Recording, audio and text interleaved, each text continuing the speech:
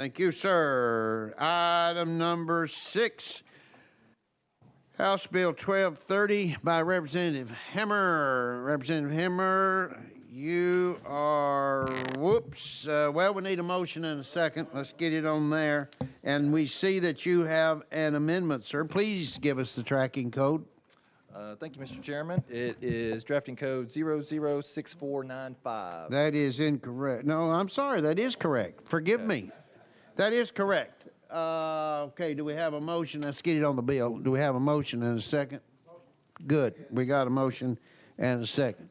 Let's vote. Those in favor of Amendment 6495, please say aye. Those opposed, like sign. Ayes have it. Representative Hammer, it is now on your bill, House Bill 1230. You're recognized, sir. Thank you so much, Mr. Chairman, members of the committee.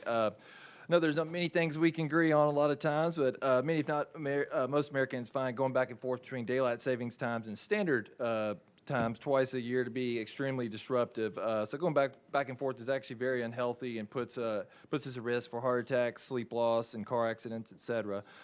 So we can end daylight saving times without waiting for the federal government to pass legislation, which is what this bill is about. It's been extremely gridlocked in D.C. around this, as well as many other items. So the way we can do this is do what Arizona, Hawaii have done and opt out of daylight savings time and go to year-round standard time. So more than 20 medical, scientific, and civic organizations support eliminating daylight savings time and going to a year-round standard time, including the AMA, American Academy of Sleep Medicine, and the National Safety Council. So while Tennessee did pass a year-round daylight savings time bill in 2019, the 2019 legislation requires federal action to take effect. So our proposed legislation can actually coexist with the 2019 bill, and it does not require federal action.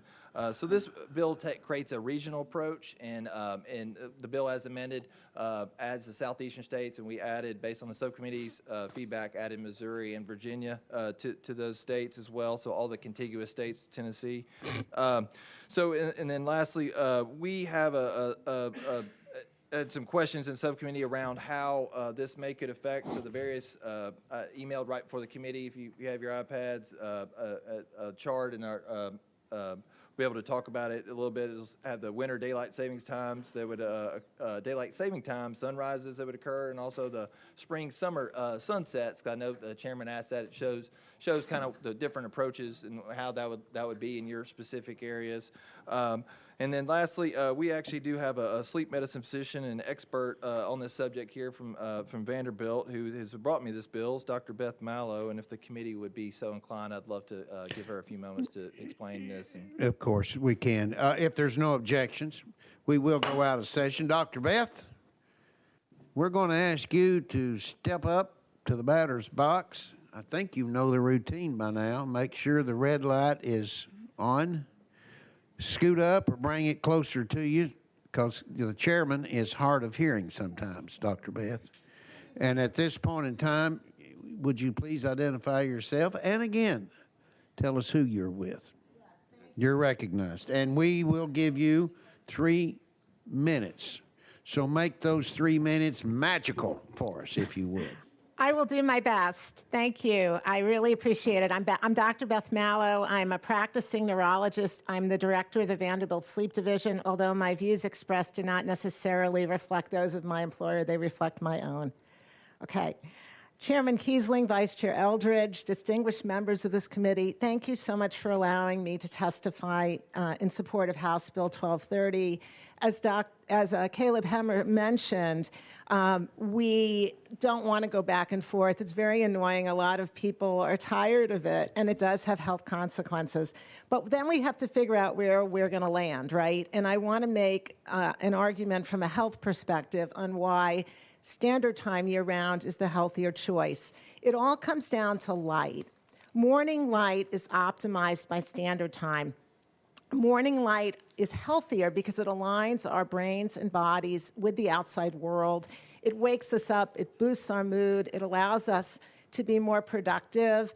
It fights heart disease, depression, diabetes, obesity, and it helps us handle any curveballs that life throws at us a little better. And we've had a bunch of those lately.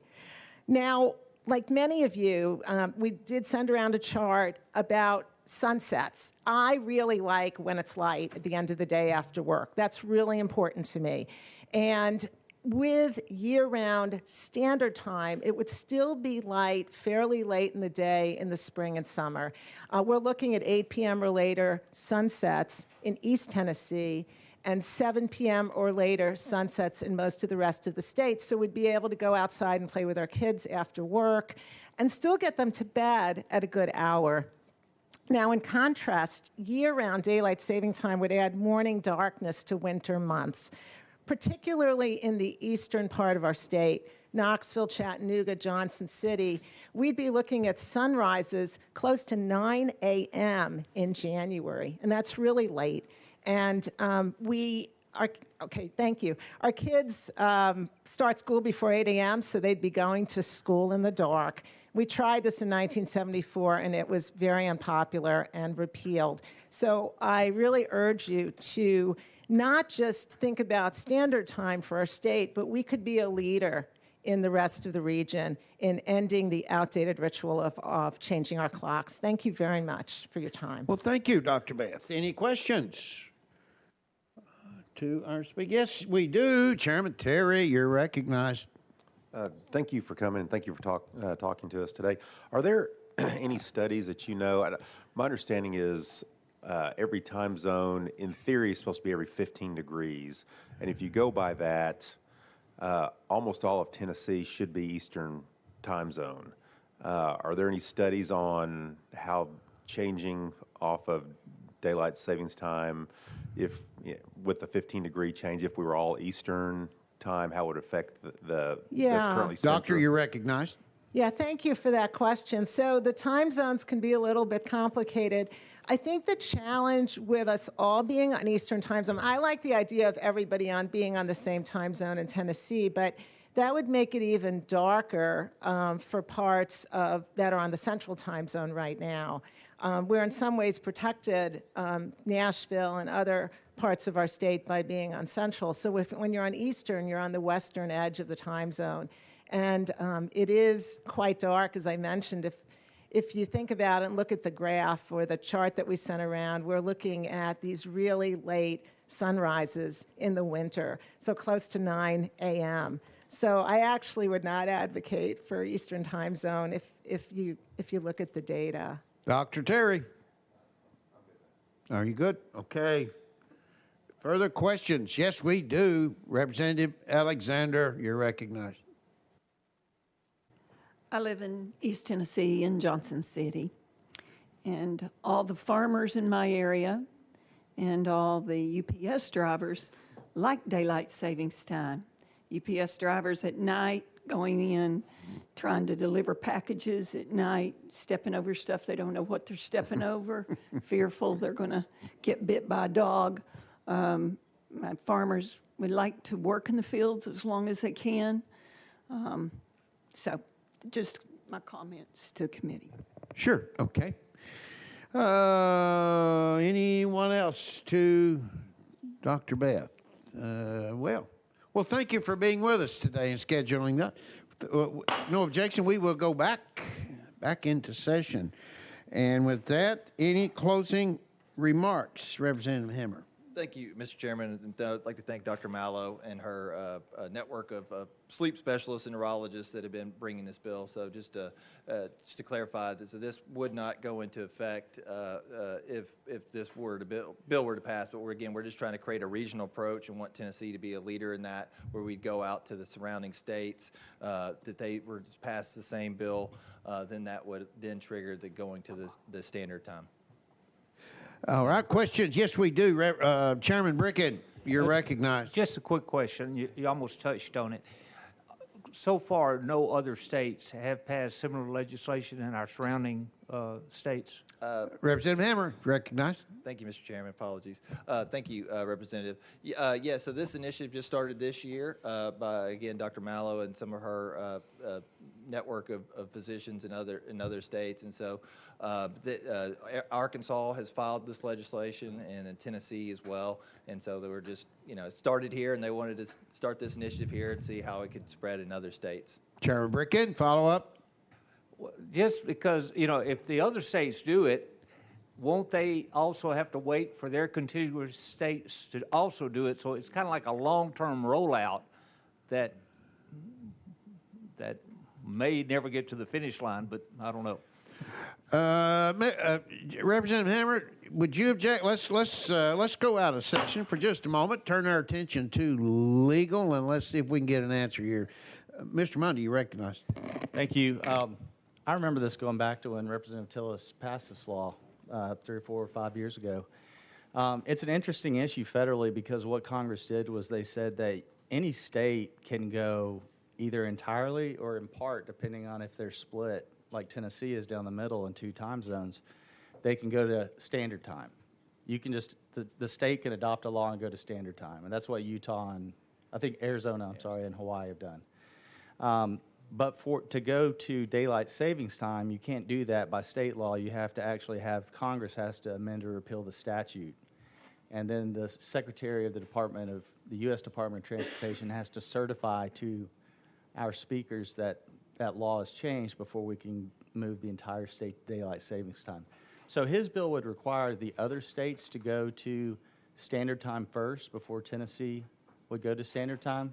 Tennessee can go to standard time right now, but I think his concept is to have, for purposes of interstate commerce, to have a regional approach to it. But there's not some kind of, kind of, like you said, a process where state by state by state, they would be expanding out from Tennessee. Any state can go to standard time right now if they want to. Follow up, Chairman Brick. No, he says no, Representative Powell. Well, too legal, Representative Powell. I do. Just for clarification, did you say that only applies to states that are split, that have 2 time zones? Mr. Mundy. Either a state that's only in 1 time zone, like Arizona and Hawaii, can take the entire state to standard time, or if you're in Tennessee, you can make the entire state standard time, or you could just say the Eastern time zone is standard time and let the West, toggle back and forth between daylight saving time and standard time. So really, the state has flexibility when it comes to standard time, but it doesn't have any flexibility when it comes to daylight savings time. Representative Powell, follow up. No, he says no. I'm sorry, Representative Beck, you're recognized. Thank you, Mr. Chairman. Mr. Mundy, the Tillis bill, if I remember correctly, was asking that we all go to daylight savings time. Is that correct? Representative Mundy, or Representative- Mr. Mundy. Representative Tillis' bill is codified in 41401, and it says that the entire state shall observe daylight savings time upon Congress amending or repealing 15 U.S.C. 260A, which is the provision we were talking about before, and then also that the Secretary of Transportation certifying to our speakers that that action has been taken. So Representative Tillis' bill would apply, taking the entire state to daylight savings time. That is the law currently. We will go to daylight savings time if Congress acts. Representative Beck. Very good, which would be just the opposite of what this bill is, correct? Mr. That's Mundy. correct. Thank you. Okay, he says thank you. And that closes. Okay. Yes, of course. Chairman, Jernigan, yeah, you're So recognized. if this passes, does it wipe off the books Tillis's bill? Mr. Mundy. It does 2 things. It does replace that section where Representative Tillis' bill went into the code. It has to because they would be in conflict with each other. But it's not triggered immediately by Congress taking any action. It's triggered by what the surrounding states touching Tennessee does. So if Congress did get their act together and they did pass something, though, it eliminates the trigger. Mr. Mundy. If this bill passes, if Congress does something, we can't go to daylight savings time. We can now under existing law, but if this passed and they allow the state the flexibility to go on to daylight savings time, that provision of 401 would go away. Okay, thanks. All right. He says that finishes him up. Any further questions to legal? No. No objection. We are now back in session. Woo, we've taken in a lot of info here. Any closing remarks? Representative Hammer, other than please vote for this, right? Please, thank you, Mr. Chairman. Please vote for this. All right, now hear a call for the question. Yes, we have it. We're ready to vote. Those in favor of House Bill 1230 as amended, please say aye. Those opposed, like sign. No. Sorry, the noes have it. It does not prevail. But thank you for your time, Representative Hammer, and Dr. Beth, thank you for your time.